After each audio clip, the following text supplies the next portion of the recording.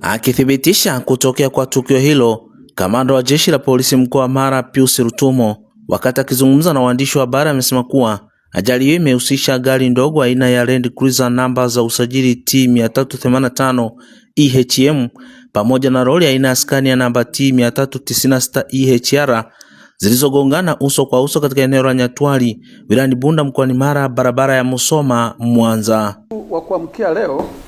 kulitokea ajali ya magari mawili kugongana uso kwa uso kati ya gari dogo Toyota Land Cruiser lenye namba za usajili T385 EHM na lori aina ya Scania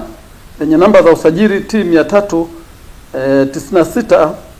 EHR likiwa na tela lenye namba za usajili T833 ACD na kusababisha vifo vya watu wawili. Ajali hiyo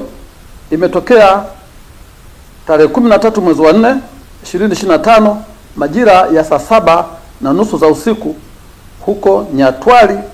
Ndabaka, eneo la hifadhi ya Serengeti, wilaya ya Bunda, mkoa wa Mara, katika barabara ya Mwanza Msoma,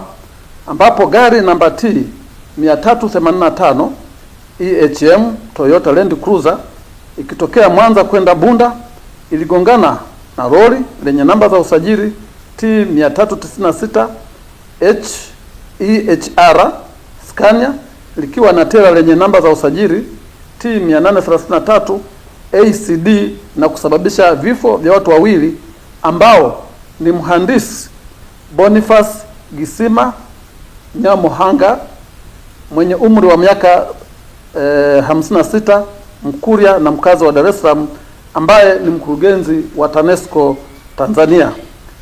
pamoja na dereva wake aitwaye Mhajiri Muhammad Haule mwenye umri wa miaka 61, Mngoni, mkazi wa jiji la Dar es Salaam, waliokuwa katika gari hilo dogo. Aidha, kamanda Rutumo ametaja chanzo cha ajali hiyo kuwa ni baada ya dereva wa gari lilokuwa limebeba mkurugenzi mtendaji wa TANESCO kushindwa kumudu gari alipokuwa akimkwepa mwendesha baiskeli na hivyo kupelekea kugongana uso kwa uso na gari aina ya lori alilokuwa akipishana nalo. Uchunguzi wa awali umebaini kuwa chanzo cha ajali hiyo ni uzembe wa dereva wa gari dogo kumkwepa mwendesha baiskeli na kushindwa kulimudu gari lake na hivyo kugongana uso kwa uso na lori alilokuwa anapishana nalo. Dereva wa lori